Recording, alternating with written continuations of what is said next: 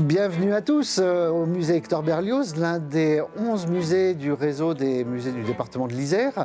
Je vous propose aujourd'hui de découvrir la maison natale d'Hector Berlioz, cette maison où il a vécu les 18 premières années de sa vie avant de partir à Paris et mener la carrière de musicien qu'on lui connaît aujourd'hui.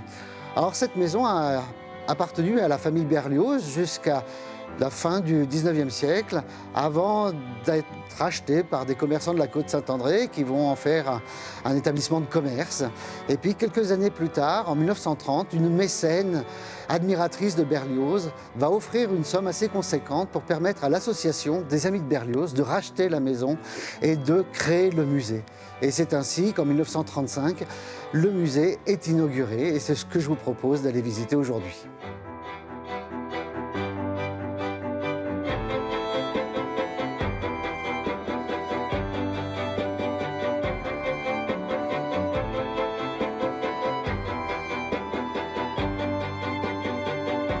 Parmi les collections, il y a plusieurs types de provenance. Des objets qui ont été donnés par la famille au moment de la création du musée en 1935, et la famille contribue toujours à l'enrichissement des collections départementales. D'autres objets qui ont appartenu à Hector au moment où il habitait à Paris et faisait la carrière musicale qu'on lui connaît. Et enfin, un troisième type d'objets, ce sont des objets de l'époque de Berlioz, c'est-à-dire de la fin du 18e et du début du 19e siècle, et ce sont des objets de l'époque. Et c'est ce que je vous propose d'aller voir maintenant.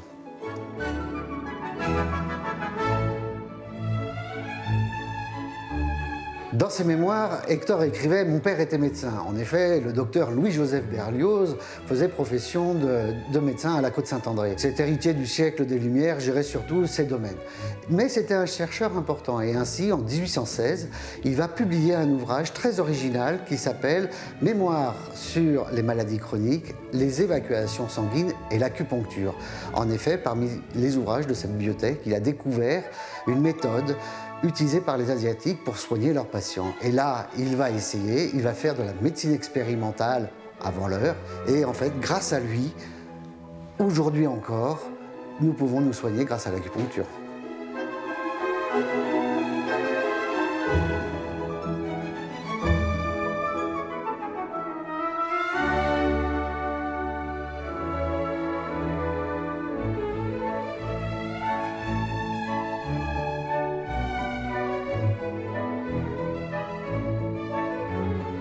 Installée juste à côté du cabinet du docteur Berlioz, la chambre d'Hector, c'est sa chambre d'enfant. Dans cette pièce qui a conservé son décor d'origine, notamment cette magnifique fresque au pochoir que l'on a retrouvée lors des travaux de restauration de 2002, c'est cette chambre où il a passé son enfance. En effet, au départ, le jeune Hector est scolarisé au séminaire de la Côte-Saint-André. Et en 1811, Napoléon fait fermer les séminaires et donc l'enfant, privé d'école, se retrouve à la maison et son père va prendre en main son éducation. Et notamment, il lui enseigne le latin. C'est ainsi que le pauvre jeune Hector va se plonger dans des versifications latines de Virgile. Et l'œuvre de Virgile va le marquer profondément puisqu'à la fin de sa vie, il va composer un opéra gigantesque qui dure 4h30, Les Troyens. Cette éducation a été très importante puisqu'elle a été fondatrice de son œuvre et de son inspiration. En effet, dans cette pièce, il va découvrir un flageolet, va jouer ses premières notes musicales, Malbrousse en va en guerre, etc. Puis son père va lui offrir une guitare. Il va s'initier à la guitare. En effet, à cette époque-là, les enfants de bonne famille sont initiés à la musique. Et puis, ses parents poursuivent les études du jeune Hector qui va passer 2 baccalauréats. C'est un premier baccalauréat en 1821 à Grenoble et ses parents l'obligent à Paris à passer un bac de sciences, le destinant à la médecine pour suivre les traces de son illustre père. Hector devient ainsi l'un des très rares doubles bacheliers de cette époque.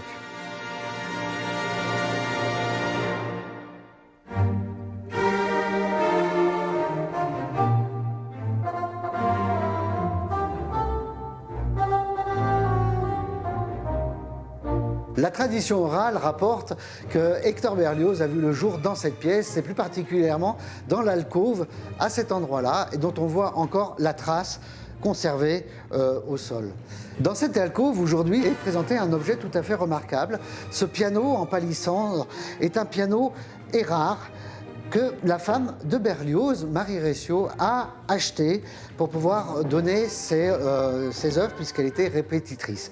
Et c'est probablement avec ce piano qu'il a pu jouer et composer quelques mélodies et quelques œuvres.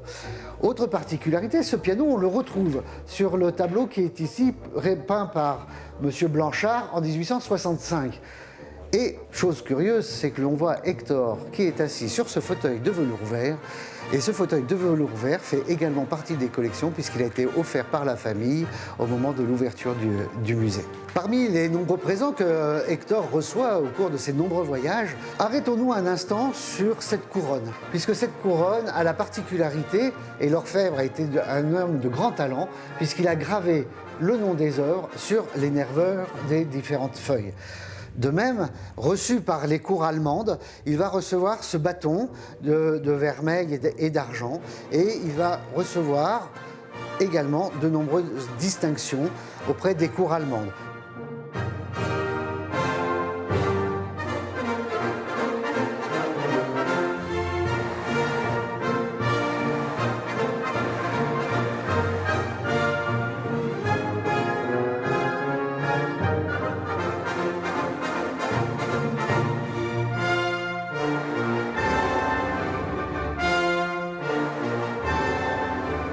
En bon romantique, Hector est un éternel amoureux. En effet, lors d'un séjour chez ses grands-parents à Mélan, il va tomber fou amoureux d'une jeune fille. Il a 12 ans, elle en a 18, et cet amour restera sans suite. Puis, en 1827, il est à Paris, il va découvrir à l'Odéon le théâtre anglais. Et là, il tombe éperdument amoureux d'une jeune actrice qui s'appelle Harriet Smithson. Mais malheureusement, ça se soldera par un échec. Alors Hector, complètement dépité et frustré, va composer sa fameuse symphonie fantastique où il va raconter justement dans cette œuvre-là le parcours de cet amour transi et qui le meurtrit profondément. Quelques années plus tard, il va, lors de son séjour à Rome, suite à la réussite du prix de Rome, il va tomber amoureux d'une autre jeune fille qui s'appelle Camille. Il va se fiancer, mais pendant qu'il est à Rome, Camille va le tromper et va épouser un autre homme. De retour à Paris, il revoit sa belle Harriet sur scène, de nouveau éperdu et épris. Il lui demande de l'épouser et Harriet enfin consent à l'épouser. Harriet, malheureusement, va avoir une vie assez terrible puisqu'elle va passer de dépression en dépression et va mourir assez rapidement. Après la mort d'Harriet, Hector va épouser celle qui était déjà sa maîtresse, Marie Recio, donc la fameuse Marie qui avait acheté le piano que nous avons vu tout à l'heure. Marie, à son tour, va mourir et dans les années 60, à partir des années 65, Hector se souvient de cette jeune fille qu'il a hantée toute sa vie, cette jeune fille dont il était tombé amoureux à Mélan et va se mettre à lui écrire des lettres passionnées et enflammées. Et c'est ainsi que Estelle va être le personnage central des mémoires. Donc parmi cette histoire amoureuse, chaque muse va lui inspirer une partie de son œuvre. Harriet, la symphonie fantastique, Marie Recio, ce sera l'orchestration des nuits d'été, et enfin Estelle, ses fameuses mémoires qui seront publiées à compte d'auteur en 1865.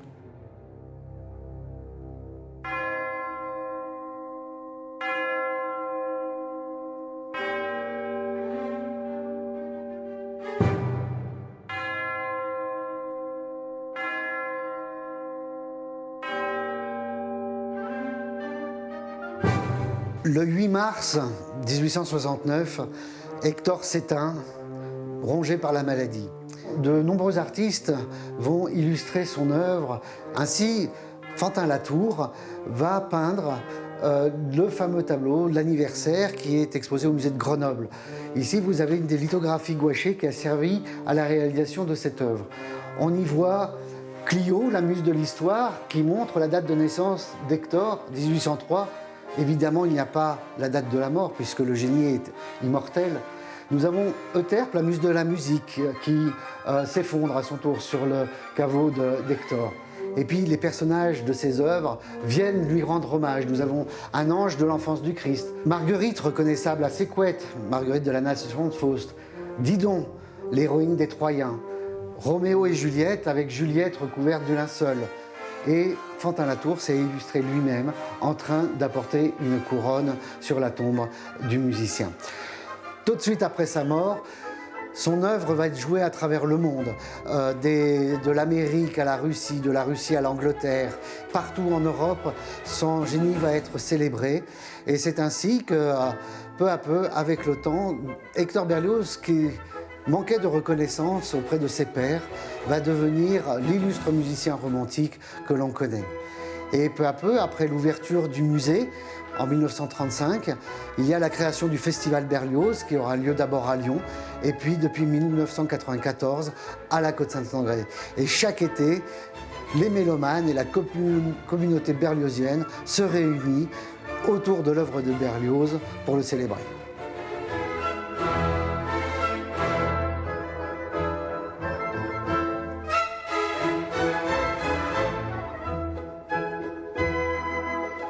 Nous voici arrivés au terme de notre visite au musée Hector Berlioz et je vous invite également à aller découvrir des musées départementaux puisque le musée Hector Berlioz fait partie du réseau des 11 musées départementaux du département de l'Isère dont l'entrée est gratuite. Et vous pouvez bien sûr retrouver toutes nos actualités sur le site musée.isère.fr. Alors, à très bientôt.